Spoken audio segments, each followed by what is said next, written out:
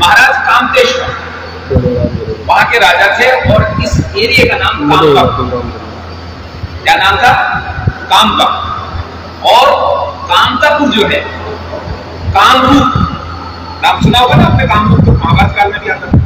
और जिस कानपुर अगर बोलते हैं, ये कोई कानवाड़ापुर नहीं है, ये भी कामपुरी, यहां तक उनका साम्राज्य था। और इसके बाद नरक देव का जो लालन पालन हुआ वो महाराज जनक ने किया। तो माता सीता और नरक देव दोनों बहन भाई। नरक चतुर्दशी आती है ना, उस दिन उनका जयंती मनती है, लेकिन अपने लोगों को पता नहीं है इस बात। महाराज नरक और सीता माता बहन भाई हो गए, फिर अपना रिश्ता जुड़ गया इनके परिवार से। जुड़ा कि नहीं जुड़ा? सतयुग में मेनका जी विश्वामित्र जी की पत्नी है और उनके पुत्री हुई है शकुंतला, तब भी रिश्ता था। और उर्वशी का पहले विवाह हुआ था महाराज ययाति से, इसलिए अर्जुन ने उससे मना कर दिया कि मैं आपके साथ कोई नहीं, क्योंकि मेरी आप माता ही लगती। तो रिश्ते तो बरकरार है। अब कलयुग में कामतेश्वर महाराज राजा है, और कामतेश्वर महाराज के बाद एक बार राजपूत से गया, क्योंकि उस समय यहाँ बहुत सारी बाहरी शक्तियां आने लग गई, यवन लोग आने लगे। तो महाराज कामतेश्वर के ही सेनापति थे, उन्होंने उस राज्य को वापस लिया, और वो जागीरदार थे इसलिए उनको हरिया मंडल बोला। मंडल मतलब डिवीजन। उनके पुत्र हुए विश्व सिंह, और वो फिर राज में बैठे। उस राज का नाम कोच विहार। महाराज जनक का वंश निमि वंश, निमि वंश को कटोच वंश बोलते हैं। अब वंश होता होता वो कटोच से कोच हो गया।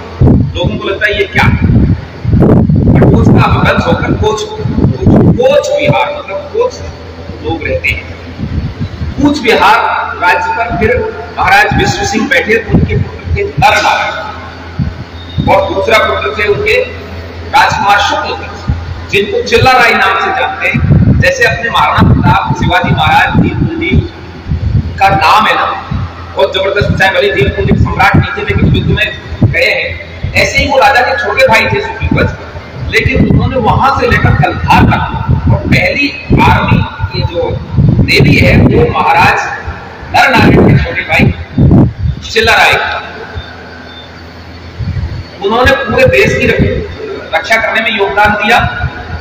मानसिंह प्रथम आमेर जी को, मानसिंह आमेर के, वो जब बंगाल विजय पे गए तो इसी परिवार ने, महाराज नरनारायण ने और शुक्लध्वज ने उनका कंधे से कंधा मिलाकर साथ दिया। और जब कंधार विजय उन्होंने की तो चिल्लाराय जी का कंधार तक उनके साथ। ये अपने को इतिहास में जानबूझ के किस बड़े काटा है। नरनारायण जी ने इस रिश्ते को और मजबूत करने के लिए अपनी बहन विद्या देवी का विवाह मानसिंह प्रथम आमेर से किया, जिनको अपन राजा मान बोलते हैं हरिद्वार के बेटी पर। मानसिंह जी के विवाह के साथ ही बड़े राजाओं के साथ, जागीरदारों के साथ छोटे परिवार अपने लगातार सम्मान। जो ज्यादा बड़े प्रसिद्ध विवाह हुए हैं उनमें सवाई मानसिंह द्वितीय, जो भवानी सिंह जी के पिताजी थे, उनका विवाह हुआ गायत्री, और गायत्री देवी जी के बड़े भाई थे जगदीपेंद्र, और जगदीपेंद्र नारायण जी के छोटे भाई थे इंद्रजितेंद्र, और एक बहन थी हिलाली। जगदीपेंद्र नारायण जी का जब वहां अध्ययन कर रहे थे विलायत, तब ब्रिटेन की महारानी ने उनसे कहा कि द्वितीय विश्व युद्ध छिड़ गया। द्वितीय विश्व युद्ध में दो शक्ति थी, एक तो थी चीन, जर्मनी, जापान और इंडिया, जिनको ध्रुवी राष्ट्र बोलते थे, और दूसरी शक्ति का नाम था जिनको मित्र राष्ट्र बोलते थे, अमेरिका, रूस, ब्रिटेन, चीन, फ्रांस। मित्र राष्ट्र की हिम्मत नहीं थी जर्मनी और जापान से लड़ने। जर्मनी और जापान से युद्धबंदी, करीब 2 लाख लोगों को युद्धबंदी बनाया था, जिनको सुभाष चंद्र बोस ने आजाद। ब्रिटेन की महारानी ने कहा कि यदि आप द्वितीय विश्व युद्ध में हमारा साथ नहीं देंगे तो आपके साथ एक अनर्थ होने वाला है। उन्होंने कहा क्या अनर्थ होने वाला है? कि ये किसी को छोड़ेंगे नहीं और भारत को ये अपने कब्जे में लेंगे। तो महाराज ने कहा, जगदीपेंद्र नारायण जी ने, उससे क्या फर्क पड़ेगा? उससे फर्क ये पड़ेगा कि जर्मनी और जापान में सेना को सेक्स फ्री है। इसका मतलब जानते हो आप? यानी सैनिक के मन में आ जाए किसी भी बच्ची को, हमारी बेटी को पहले उठा ले जाए, उस पर कोई एक्शन नहीं। जर्मनी और जापान की ये सेना थी, हिटलर की सेना का ये नियम था, आप चाहे पता कर लेंगे। और हमारे यहाँ के एक आज को बहुत बड़े माना जाता है, उस सुभाष चंद्र जी बोस हिटलर से मिल ली और उन्होंने कहा था कि हम आपके साथ रहेंगे। तो ब्रिटेन की महारानी ने बिल्कुल कूटनीतिक रूप से बताया कि यदि आप इनके साथ मिलोगे तो आपके देश में ये होगा कि आप इस बात के लिए तैयार हैं। हमारे देश में माता और बहनों को देवी माना जाता है, इसके लिए हम सर कटाते आए हैं, जौहर होते आए हैं। महाराज जगदेव नारायण ने कहा कि ये तो फिर गलत हो जाएगा हमारे साथ, तो बोले साहब आप हमारी सहायता करो ताकि हम इनको हराएं, आपके पास ही अलौकिक शक्तियां भी है, आर्मी भी है जो जीत सकती है, ठीक है। लेकिन उन्होंने कहा कि हम सहायता तो करेंगे पर एक शर्त कि तुम दुनिया में सभी देशों पर जहां जहां तुम्हारा जमावड़ा है वहां से अपनी सेना हटा दोगे, उनको आजाद करो, भारत को ही नहीं दूसरे जगह। अब भारत की स्थिति बताता हूं, लोग कहते हैं भारत गुलाम था। अरे जब गुलाम था तो हमारा झंडा कैसे चलता था, हमारे हाथ में बंदूक तलवार कैसे थी, हमारा सिक्का कैसे चलता था? ये तो 1947-48 में गए ना हमारे झंडे। भाई हम कस्बाओं की बात करें, अलवर की रियासत की बात करें तो 1947 तक तो हमारा राज था ही ना, अभी भी सिक्के हैं। ऐसे ही सारी प्रिंसली स्टेट थी, ये संधि से बंधी हुई थी अंग्रेजों से, और संधि का मतलब गुलामी नहीं होता। अब भारत की और अमेरिका की संधि है तो भारत अमेरिका के गुलाम थोड़ी है, नेपाल की और चीन की संधि है तो नेपाल गुलाम थोड़ी है चीन। ऐसे ही हमारी प्रिंसली स्टेटों का संधि थी, और जो मुसलमानों से ब्रिटिश की कंपनी ने, ईस्ट इंडिया कंपनी ने जीता था, जैसे दिल्ली थी, जैसे बंगाल जीता था नवाब सिराजुद्दौला से, जैसे टोंक जीता, ये अंग्रेजों के, और वो छोटे सा अंग्रेजों वाला अंग्रेजों के पास था। बाकी हम सब लोकल थे, लोकल राज थे। अपने सब गांवों में कचहरी है, खत्म हो गया। कचहरी का मतलब होता कोर्ट। छोटी मोटी सजा तो अपन ही सुनाते थे, बड़ी सजा के लिए दरबार के पास जाते थे। तो कहने का मतलब ये है कि इस बात के लिए अंग्रेज तैयार हो गए कि हम चले जाए, और वो लड़ाई हो गई। लड़ाई में 39 में लड़ाई जीत गई।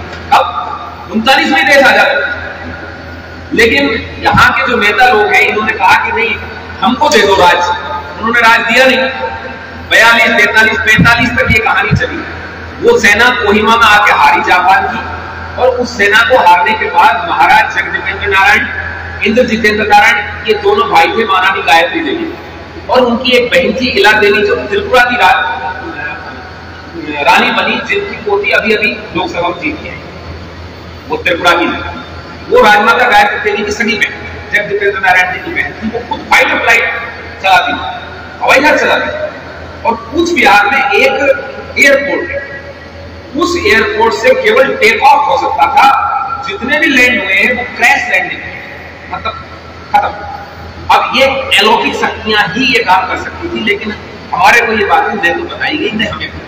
अब अपन कहेंगे जगदीपेंद्र नारायण जी कैसे कर सकते हैं पूरे देश का? हाँ, कैसे कर सकते हैं कि उनके बहनोई के सवाई मानसिंह जयपुर वाले, फिर उनके मामा जी थे सयाजीराव गायकवाड़ बड़ौदा वाले, और पूरा देश का क्षेत्रीय उनके साथ जुड़ा हुआ, क्योंकि कश्मीर बड़ा जयपुर वाले से, कश्मीर वाले महाराजा खुशी से, और अपन सब मानते ही आए, सब आपस में बैठते आए।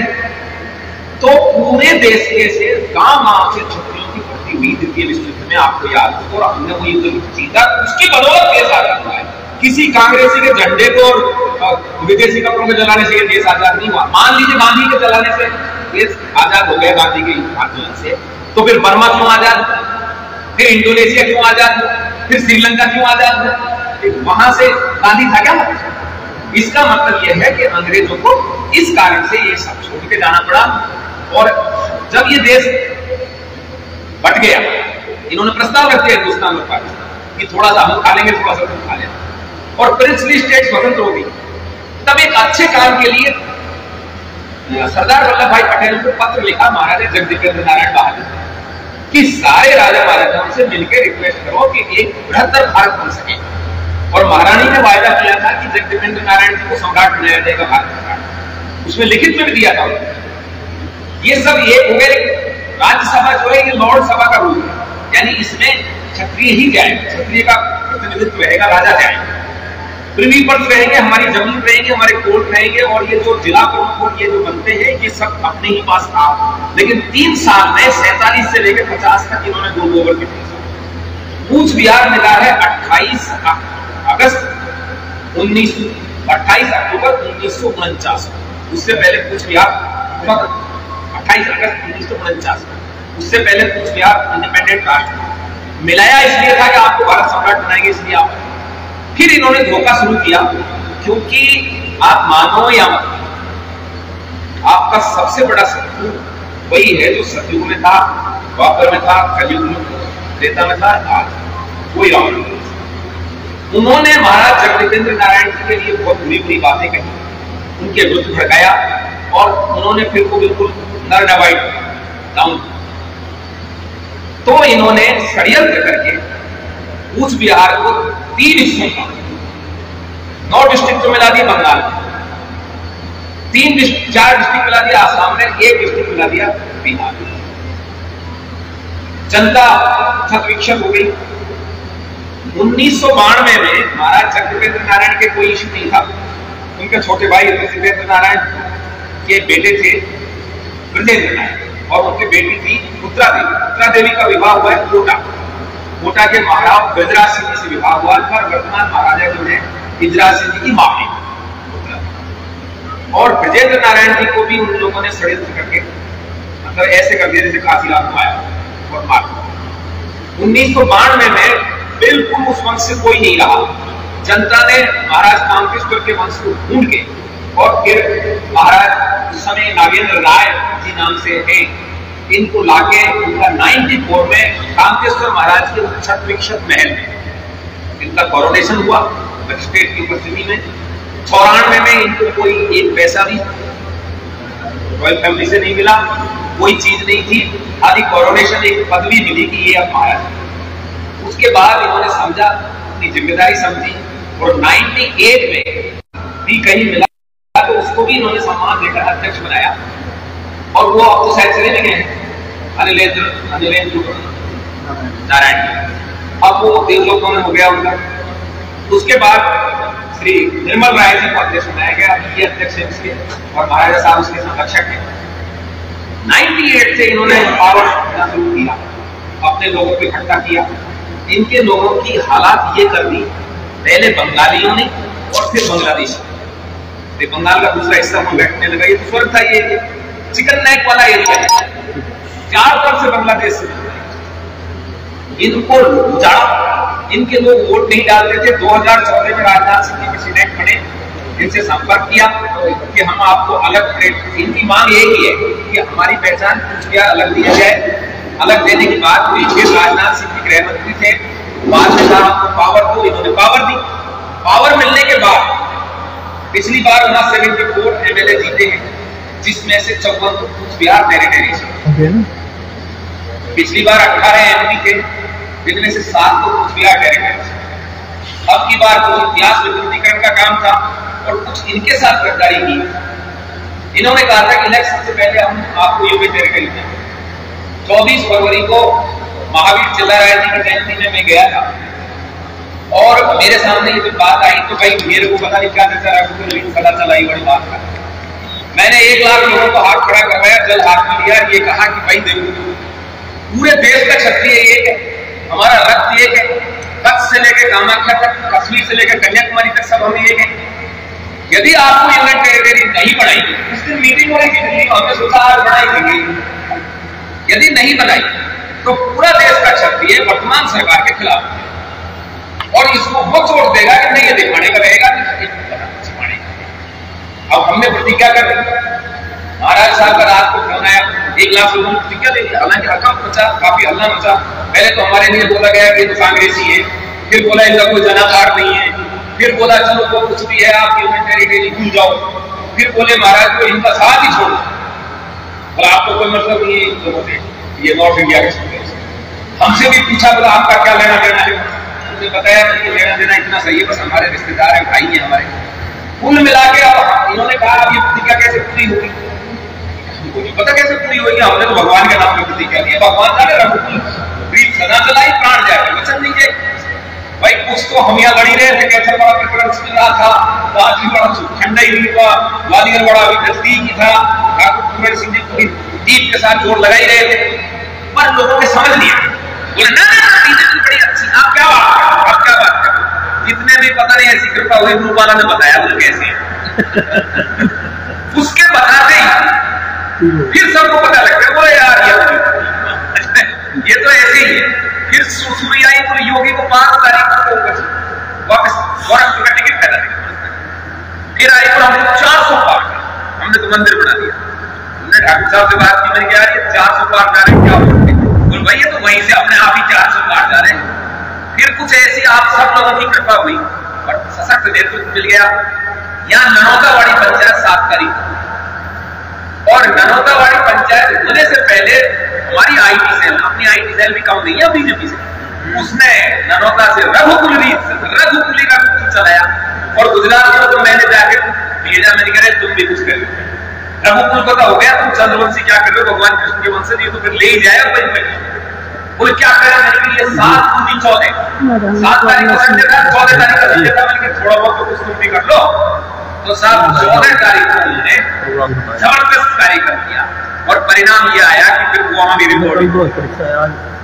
अब मुझे ये पता था कि गुजराती भाइयों के बस की कुछ इसलिए नहीं है क्योंकि संख्या हमारे भाइयों की संख्या और रूपाला वाले लोग बिल्कुल नहीं कर सकते। हमारी संख्या 1 लाख, उनकी संख्या 9 लाख। पर मैंने कि इस रूपाला वाले में माता बहनों को बैठा दिया जाए, ये खर्चा भी सकते हैं। फिर बात आई कि हम वहां भी यही करेंगे, बैठा हुआ वहां माता बहन बैठ गई धरने में, पूरे महाराज साथ थे। इन्होंने भी यात्रा को कभी कुछ छोड़ी समझे, ये जोधपुर गए, ये बाड़मेर गए, ये इंदौर गए, ये आपके उदयपुर गए, पाली गए, बस ये कहा तो राजपूत को तो बस यदि कोई राजपूत व्यक्ति खड़ा है इसको तो बात निकलने तो नहीं गड़बड़ हो जाएगा, बाकी को ले लो बेटे। और मंत्रियों को ज्यादा हर जगह और कुछ ऐसा हिसाब किताब बैठा आपकी इस ताकत की वजह से और फिर रही सही कसर पूरी कर दी इन्होंने खुद ही। वो केजरीवाल के मुंह में से जबान तो हमने डलवाई, लेकिन इन्होंने कहा नहीं मोदी जी को तो हम जरूर बनाएंगे, मोदी जी को जरूर बनाएंगे। दूसरी बात में ध्यान नहीं दिया और जनता ने समझ लिया और परिणाम कुछ ठीक ठाक था और उस परिणाम में बिल्कुल ठीक है। नहीं तो ये अभी कहीं ये कह सकते हम हार गए, नहीं ये कह सकते तो सोचा और बिल्कुल नाम छोड़ के मुझे ऐसा लगे ठाकुर साहब तार खुले अच्छा उनके मुंह में भी लाल आ गई पर उनको गणित नहीं पड़े उनका। अब सरकार है नीतीश की और उसकी नायडू की। अब आज समस्या ये है महाराज साहब तैयार है, चिलचिलाती धूप में गए हर जगह, तबीयत खराब कर ली उधर थोड़ा पीछे। अब अपन इसको यहाँ लड़ाई को छोड़े या आगे लेके तो आगे लेकर चलने के लिए अभी अपन ने किया था ये तो खाली ट्रेलर ये तो केवल ट्रेलर ऐसा नहीं है। अब 5 साल 29 हमारा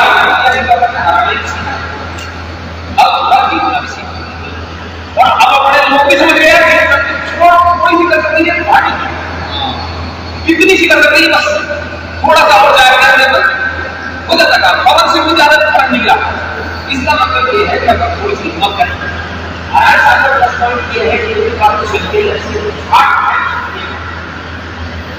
और जब पहले से भाई गायत्री देवी जी ने नेहरू के नाम को अब के नंबर ठीक है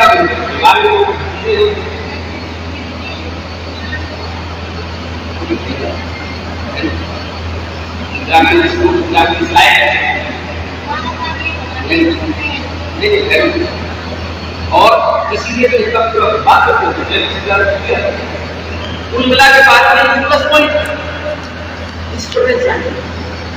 अब ये मेरे से बीजेपी वाले कह रहे अरे महाराज का कोई वैल्यू नहीं है, वो तो पहले दे दिया था अब कोई वैल्यू नहीं है। 18 को अचानक महल में 11:30 ममता बनर्जी अब ममता बंदोपाध्याय को वहां आना हुआ सीधा बंद हो गया सारे। इनको लगा ये क्या हुआ और ममता बनर्जी से महाराज साहब ये हमारे बड़े पूर्वज यहाँ डूब ये लोग ये लोग पहला रही है लोगों ने देखा तो भाई गलती से नहीं कोई बदलाव है मेरे पास फोन आया कोई रोको मारा लेकिन वो भी डूब जाओ जाओ। फिर मैं गया बातचीत हुई, हम किसी के साथ नहीं जाते लेकिन अपनी ताकत को बढ़ाना हमारी जिम्मेदारी है।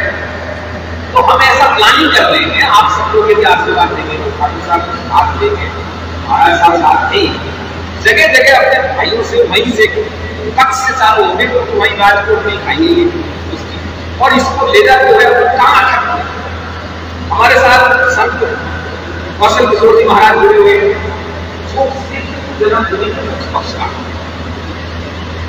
हमसे राम जन्मभूमि में छूट हुई बंदरी काम हम गड़े हम उससे हम नहीं करें और जब मौका आया कृष्ण ने लिखा कोई राजा ने लिया तो बोले ये जिसको अंग्रेजों को सम्मान कर सकता है परंपरागत नहीं। इस बार आगे से पहले से ही गया ये जो विभूति है ये धर्म रक्षा कितना है और महाराज जी उसकी अगुवाई संत के साथ की अगुवाई ये हमारे साथ इस यात्रा में रहेंगे, प्रकृति भूमि भी आजाद होगी और हम भी आजाद होंगे। हम लोग बहुत गुलामी की तो आप सब लोग आशीर्वाद दोगे, महाराज साहब तैयार है, हम साहब भी तैयार है, तो फिर आप इसको हद से लेकर ड्रामा करना मेरा तो कैसे आप जानते हो कारण बहुत बार आया स्वामी कौशल किशोर जी महाराज जो है वो जन्म से आपकी महत्वपूर्ण है, अभी संत है जो पूरी रक्षा करते हैं आपके पास जो समान उपयोगी है और करने से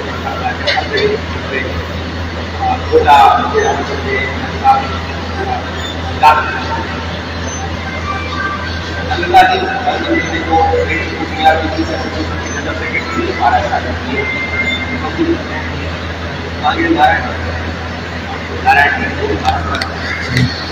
तो अब मैं अनुरोध करूँगा